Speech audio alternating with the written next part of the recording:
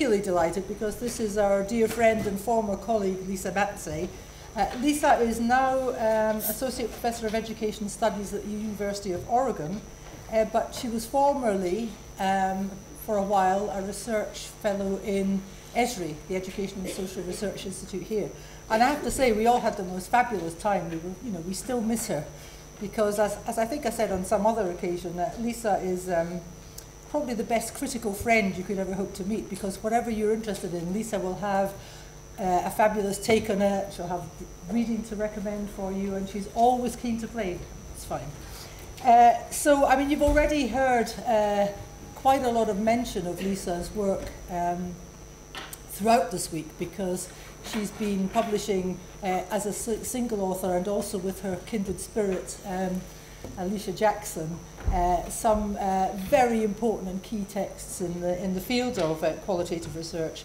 And as you know, we mentioned yesterday her book Thinking with Theory, co-written with Alicia in qualitative research, and she also co-edited with Alicia Voice in Qualitative Inquiry. And again, that's a very important book, because as I said at the little wine thing last night, they were the first really to interrogate, without being dismissively critical, but to take seriously the claims that underlay the popularity of voice as a kind of device, methodological device in qualitative research. And Lisa is also the single author of a book called Inhabited Silence in Qualitative Research. And again, this is kind of like a state-of-the-art consideration of the role of silence, which lots of people have touched on, but very few people have actually researched it in depth. So today, and I think there's going to be more resonances with earlier presentations, Lisa's going to talk about post-human enactments of vibrant data. Lisa.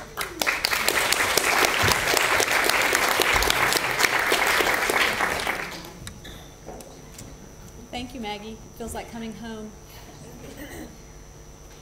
I'd like to thank you again, Maggie, for your introduction and for the invitation to participate in this energizing and stimulating event. I think I speak for many of you when I say that. As with the other speakers, I'm sincerely grateful for your work, that of Barbara Ashcroft, Trish Gladys, and other members of ESRI for the efforts that go into hosting this institute. I'm also thankful that ESRI exists under the leadership of Harry Torrance as a hub for fostering scholars and events that continually stretch our ways of thinking about and doing social science research.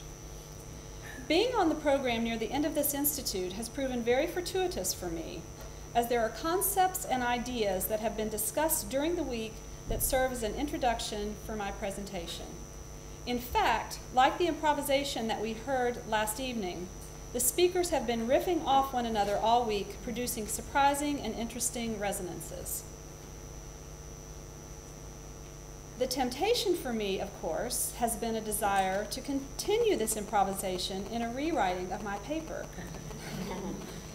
And while I have resisted doing that to some extent, I would like to gesture to a few of the conversations that have preceded me.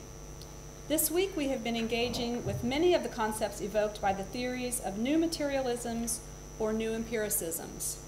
Concepts like materiality, intra-action, ontoepistemology, agency as distributed, becoming, the material force of language, which we will be hearing more about tomorrow in Maggie's talk, and I could go on. But before I do, I would like to especially thank Allison Jones and Tika, I practiced this earlier and now I'm nervous, so I'm screwing it up. Tikaweho? Yep. Hoskins for their lovely introduction to Jane Bennett's work as I gesture to her book in the title of my talk, Post-Human Enactments of Vibrant Data. I am thinking data as an actant, as vibrant, in the way that Allison and Tikaweho talked about it yesterday. In their talk, they presented the idea of the signature as actant. And so I would like you to reconsider their talk as I think data as actant. Further, Angelo Bonozzo, in his workshop on thinking with Masumi, described, quote, data as movement passing through bodies. And this morning, Hillevi presented an eloquent account of the ontological divergences in feminist materialisms, And so I thank you all for doing the heavy theoretical work for me that will allow me to continue this discussion. For my time with you this afternoon, then, I want to explore the agential force of data and how, as a researcher, I and you are produced in a mutual becoming of analysis and representation with, in, through participants and research narratives as movement passing through bodies that produce us as becoming selves. For some time, I have written about the ways in which qualitative researchers have limited what counts as data, and have thereby been limited in what they can know and how they can know as a result. While methodological theorizing under the influence of posthumanism and the new empiricisms is beginning to account for the ways in which research has ontological effects in the communities researched, what has not been discussed at length is how researchers are constituted and produced as a result. In Hillaby's talk this morning, she asked two questions. What do these theories do to us? And what do they do to the world? And so as I present my ideas this afternoon, I would like you to see some of the questions that are provoking me as I theorize data in the post-human. How are data and analysis different in the post-human? What are the potential sites of agency? What are data doing? And how am I made by data? And when I say I as researcher, you as researcher. And while I don't promise answers today, what I do promise is to trace my current thinking. Perhaps if time allows, we can return to these questions at the end of my talk, or they may serve as a beginning for your small group discussions. In the July issue of the International Journal of Qualitative Studies in Education, and this is the special issue that's been mentioned that Elizabeth St. Pierre and Patty Lather edited on post-qualitative research, Maggie McClure had the following to say about data, and I quote, "In the materialist ontology, data cannot be seen as an inert and indifferent mass waiting to be informed and calibrated by our analytic acumen of our coding systems. We are no longer autonomous agents, choosing and disposing. Rather, we are obliged to acknowledge that data have their ways of making themselves intelligible to us," end quote. If data cannot be seen as inert and indifferent, in Maggie's words, perhaps then we can think data as an actant, producing me as I engage with data in my doing of analysis. Before moving into a discussion of how I am produced as researcher in the doing of research and analysis, however, it's important to be reminded of how the concept of agency is understood differently from various paradigmatic perspectives. To ascribe agency to someone from a humanist perspective is to imply that she is a voluntary actor making choices that are willed rather than determined. This description of agency presupposes subjects who speak for themselves, subjects capable of knowing others, and subjects in charge of their desires and identifications. The agency of the subject in a post-structural paradigm, and I quote, "seems to lie in the subject's ability to decode and recode its identity within discursive formations and cultural practices. This subject is not one with a unique essentialist core that stays the same through time, thereby possessing an innate agency. However, the humanist subject creeps back into methodological practices when researchers assert a reflexive stance that assumes a posture of knowing in an attempt at greater self-accounting and authenticity. As Hillaby reminded us this morning, it is very difficult to shed this humanist subject, and that was kind of how Betty got us started off on Monday as well.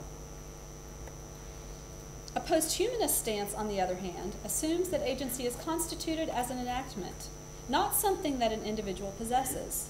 In other words, intentionality is not attributable to humans, but according to Karen Barad is, quote, "understood as attributable to a complex network of human and non-human agents that exceed the traditional notion of the individual."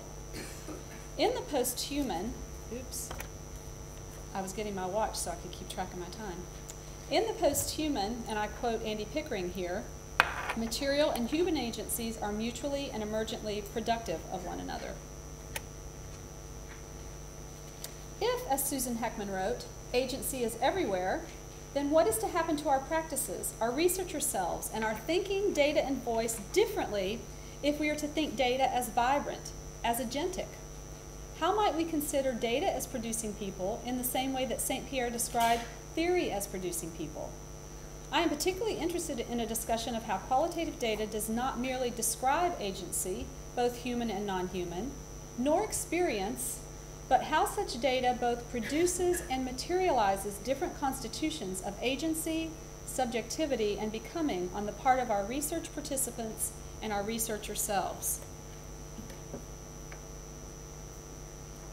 To think data as vibrant and agentic is not to treat data as something to be mined, nor is it to ascribe meaning by sticking to things and words, but it is to approach the production of voice and of subjectivity as a material practice that happens in the between the two of researcher and data. Such a stance produces a consideration of how in an encounter with data, I become something else, how voice becomes something else, and in fact, how this something else is produced in my knowledge-making practices. If agency is distributed in the sense that Barad, Pickering, and Heckman have described, a corresponding approach to research settings and data is needed in order to better account for these sites of agency that constitute one another. I'm thinking of researchers, data, field sites, participants, research logs, etc. Further, a rethinking of how we know and what we know in a consideration of what constitutes data and how we are to make meaning of our research and with our participants is produced. Elizabeth Gross wrote that it is only, quote, through making the world that one also makes oneself, end quote. It is from this stance that I consider how, again in Gross's words, I become according to what I do, not who I am or who recognizes me, end. Such repositioning demands that I rethink data as transformative and productive in a consideration of how we are made as researchers.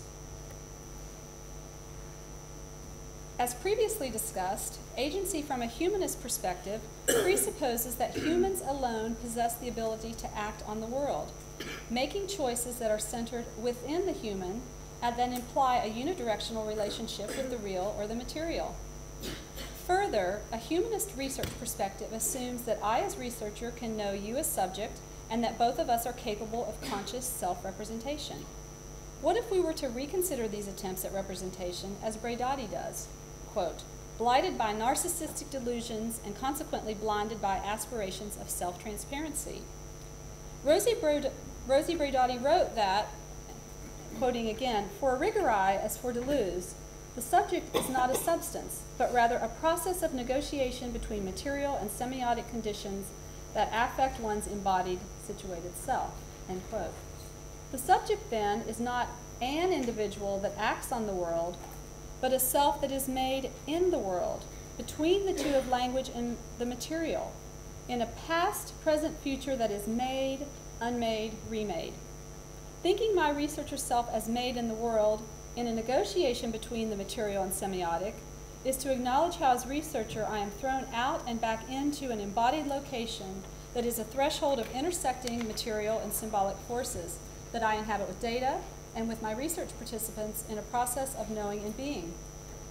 Further drawing out Deleuze's critique of representation and anti-humanist proclivities as informed by Spinoza and Nietzsche, Braidati names a nomadic subjectivity that aims at putting consciousness back into its rightful place as one form, albeit a hegemonic one, of expression of the subject.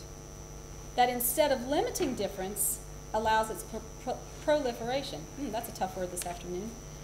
In our book, Voice and Qualitative Inquiry, Alicia Jackson and I wrote that consciousness, as viewed in traditional humanist qualitative research, drives efforts on the part of researchers to make voices heard and understood, bringing meaning and self to consciousness and creating transcendental universal truths.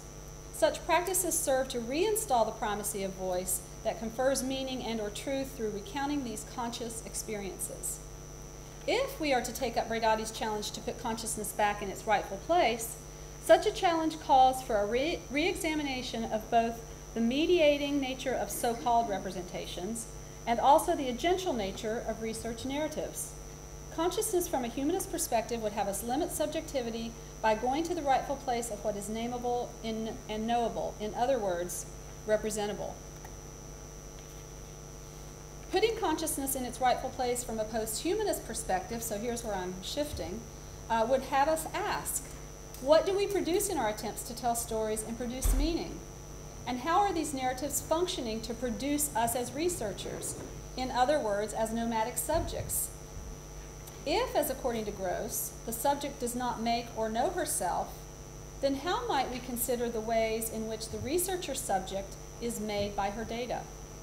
Positing an alternative to how identity is conceived, Gross continued in asserting that a focus on the primacy of the subject has veiled two types of issues, and these are the two issues that she identifies. The one relates to what constitutes the subject that the subject cannot know about itself. The other relates to what is beyond the subject, bigger than the subject, outside the subject's control or possibly even comprehension.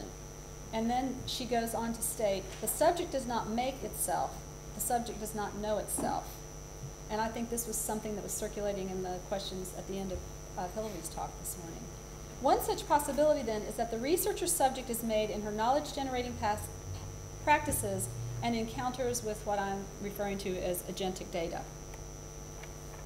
So, if the subject does not make or know herself, then what are the possibilities and hazards of knowing in the production of research narratives?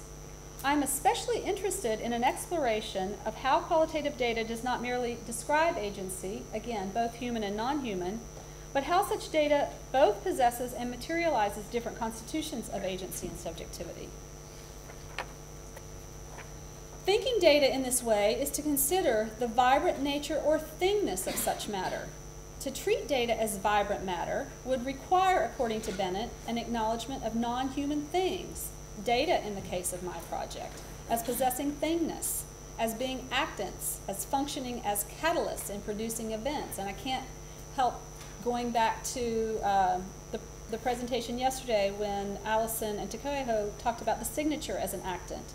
And in the video clip that we saw, the hearses and the bodies and the coffins as actants.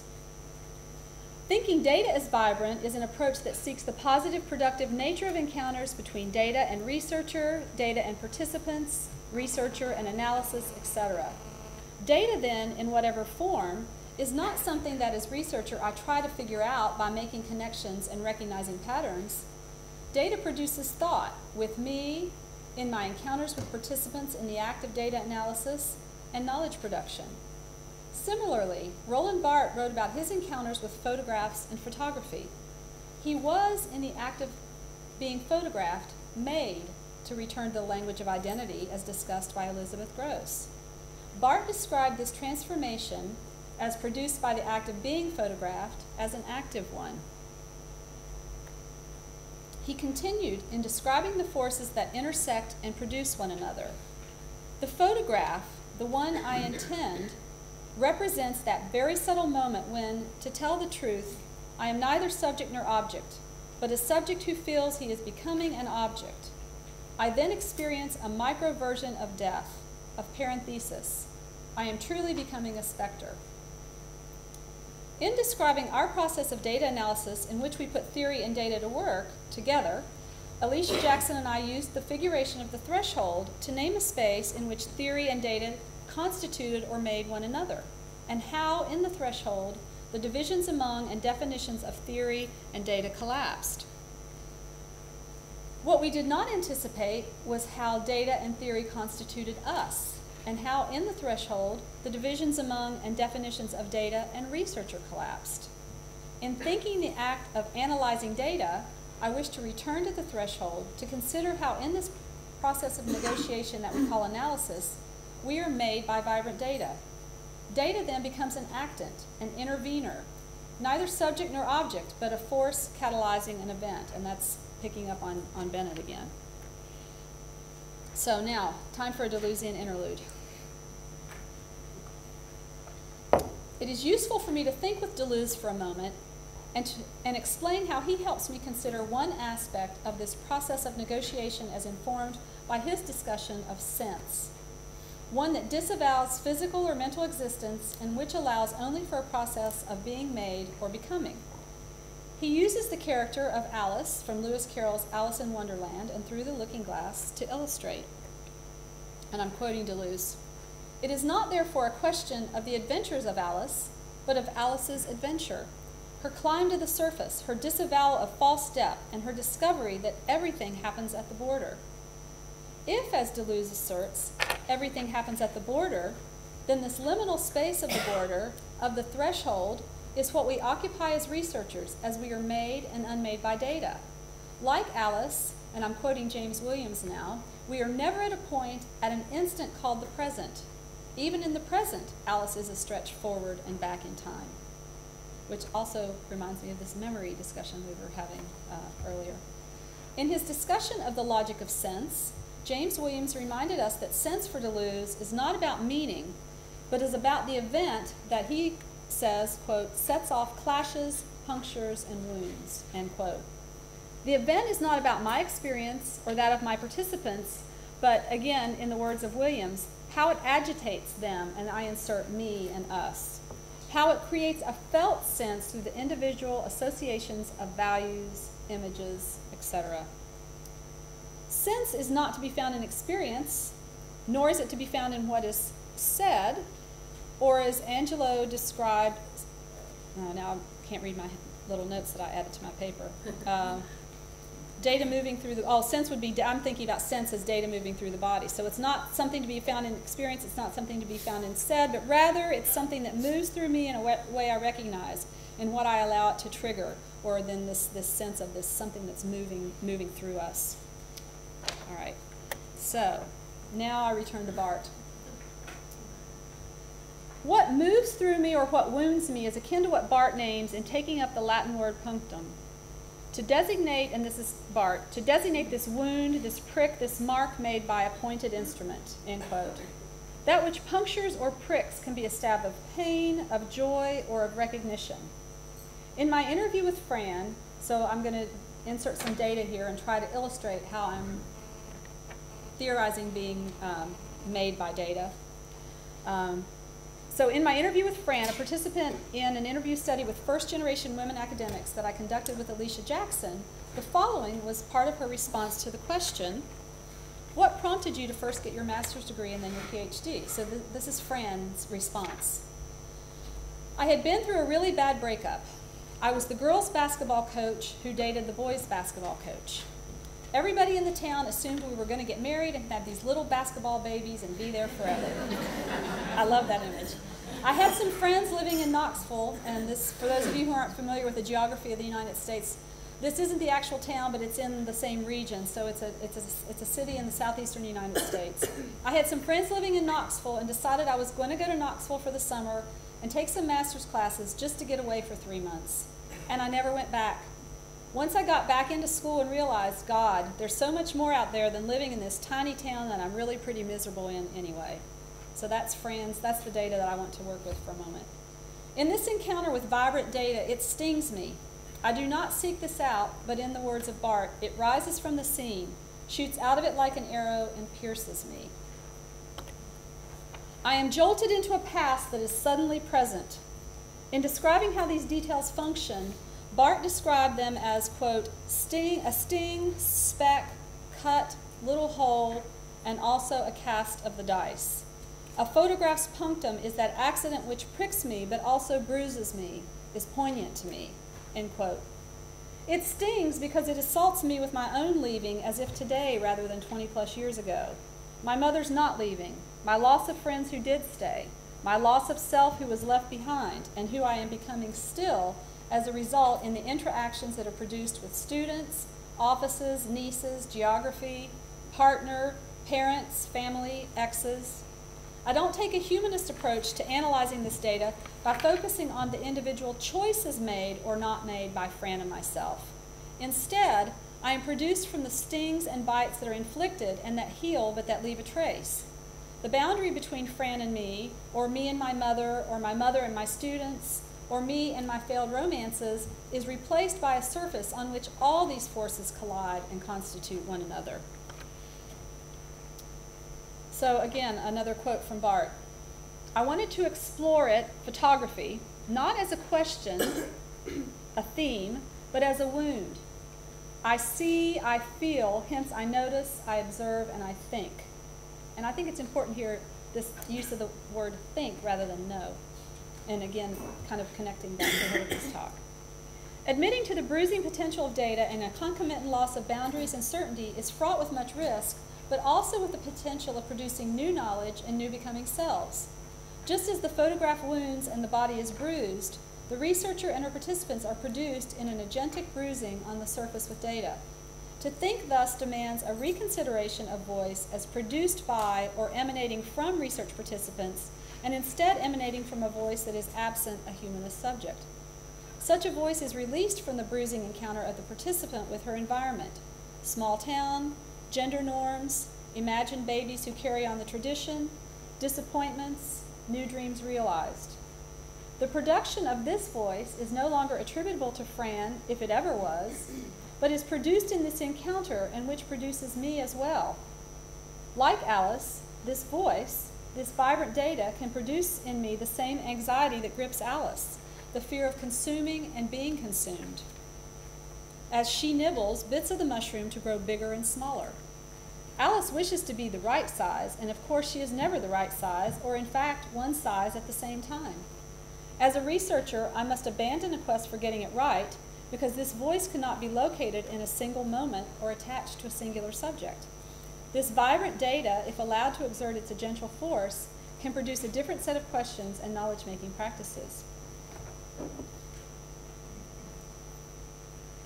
So now I'd like to go to an excerpt from another participant in this same study that I mentioned. In describing her first academic appointment, in which she stayed for 1 year as, quote, 1 year of great academic sadness, those were Tamila's words, Tamila, an African-American woman who was also a participant in the study of first-generation academic women, talked about her first semester as an assistant professor. So here, this is Tamila. It was just racism everywhere. It was just absolutely amazing. Students accused me of, if they didn't do the work and they didn't get a good grade, then it was because I was black. I had students, they were afraid of me. I was intimidating. Parents didn't want me to have their kids in my class. And then in terms of institutional racism, it was the dean who called me in and said to me, you need to figure out how to make these people comfortable with you. And I said, okay, I'm a little confused. He said, well, because you're the one who's different. I know, we could do a lot of things with that, but back to Deleuze and sense. For Deleuze, sense does not refer to meaning, but to what is triggered. The event for Deleuze, quote, subsists in language, but it happens to things, end quote. To think then of the forces from which bodies are composed, or the forces from which voices emerge, is to engage in a theorizing that is a material practice and that accords data its due as an agential force, as the event that happens to things. The trigger then can be thought as affect that bypasses meaning and that makes me worry about consuming and being consumed. The trigger for Bart provokes a tiny shock of recognizing myself, who is made uncomfortable by those who are different and being different at the same time. One of those students, as a former white pre-service teacher, I'm talking about myself now, sort of, a white teacher educator, othered as a woman in the academy without the pedigree or maleness that affords an access taken for granted by many of my male colleagues, told to make those other people comfortable with me because I'm the one who's different. In thinking data analysis, in a return to Bart, he also described what he names the studium, that which we study as ultimately always coded, while the punctum is not. And he differentiates it in this way. I'm quoting again. What I name cannot really prick me. Because the punctum is not always already coded, it appears as the accident. Oh, now this is me again, sorry.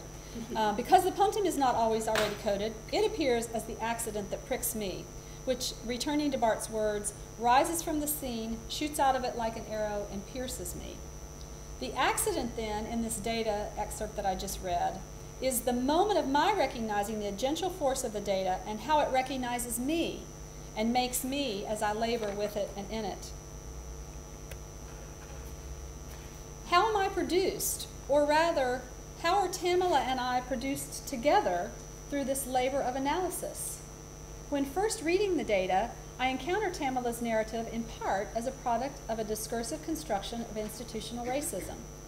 I return to the constraints that such discursive constructions produced in our initial guarded conversations with one another, and my acknowledgement of and resistance to my own complicity in the institutions I inhabit and in which I am both welcomed and rejected as a white woman. I am forced to acknowledge that I produce these white pre-service teachers that I now work with in a deficit discourse that positions them as deficient, white, middle class, culturally unaware and incompetent, while they mimic a parallel deficit discourse in their talk of public school students, minority, poor, ill-prepared, unstable family background, etc.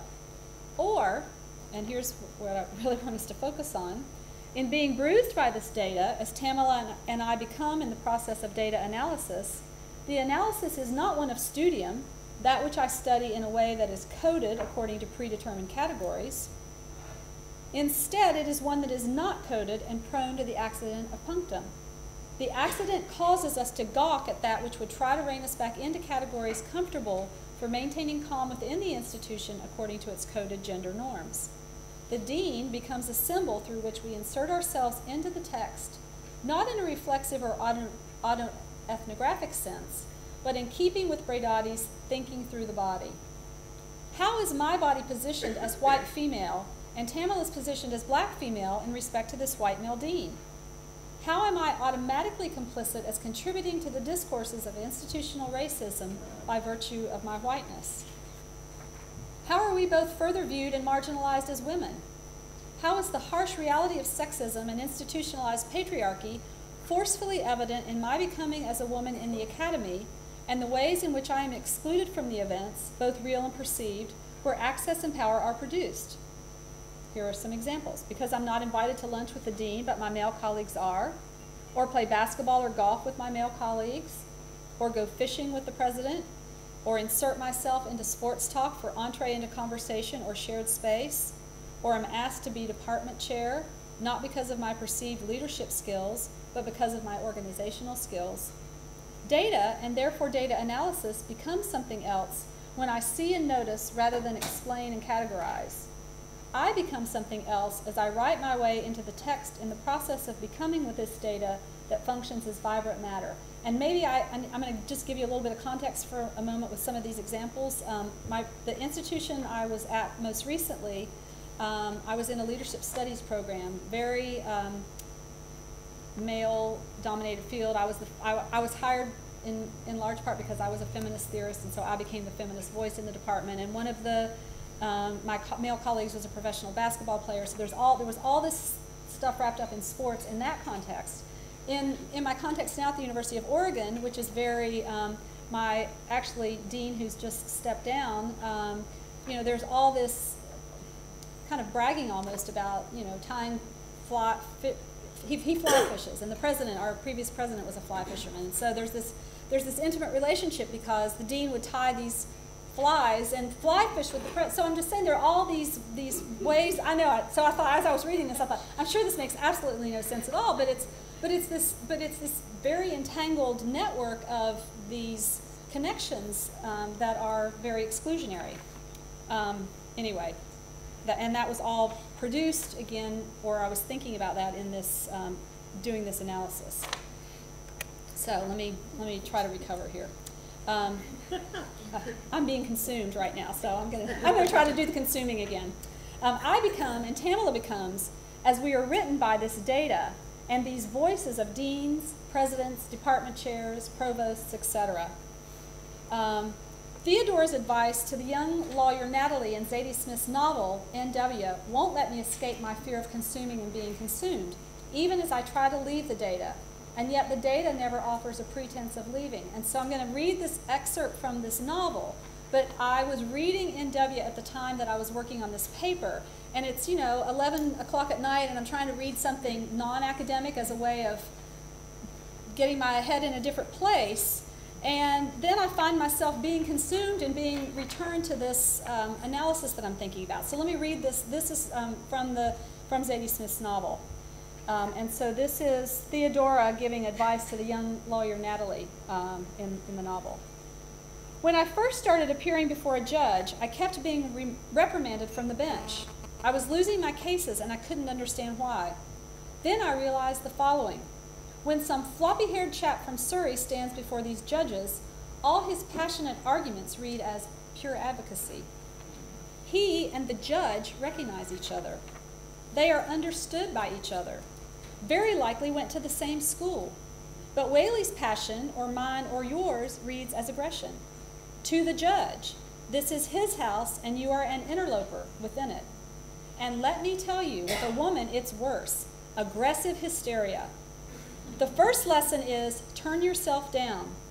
1 notch, 2, because this is not neutral. She passed a hand over her neat frame from her head to her lap like a scanner. This is never neutral. Okay, that's the end of that excerpt. Writing myself into the analysis and throwing myself into the text is not for the purpose of producing an autoethnographic narrative, nor is it for the purpose of reflexive writing that centers on the I with the intent to self-disclose and or legitimate. In fact, it is an attempt at resisting a narrative and a decentering of the I. It is a rethinking of an interpretive methodology that gets me out of the representational trap, I hope, or at least that's what I'm trying to do, of trying to figure out what the participants in my study mean, and helps me to avoid being seduced by the desire to create a coherent and interesting narrative that does little to push the limit of knowledge and ways of knowing and being. And we've heard that phrase this week in reference to Barad's work. Writing myself into the text is about attempting to articulate the co-production of my researcher self, constituted and constituting with and by data. Mazzei warned that becoming, quote, cannot be adequately described. If it could, it would already be what is becoming, in which case it wouldn't be becoming at all. What Mazzei explains here is that this work cannot be predicted or prescribed in advance. That is, we cannot neatly fit data into predetermined or even emergent grounded theory type themes and patterns. Nor can we prescribe method or what such analysis might be, or when it begins and ends. To do so is to risk, to do so is to attempt, To do so is to risk a loss of the thingness present in our data and the material effects possible with our analyses. Data is vibrant. It is whether we acknowledge it or not. It pricks, taunts, and talks back. When I am immersed in a project that won't let me go, no matter how hard I resist, even when I'm reading a novel at 11 o'clock at night, it is data that St. Pierre described as overwhelming and out of control. It is data that puts things in motion.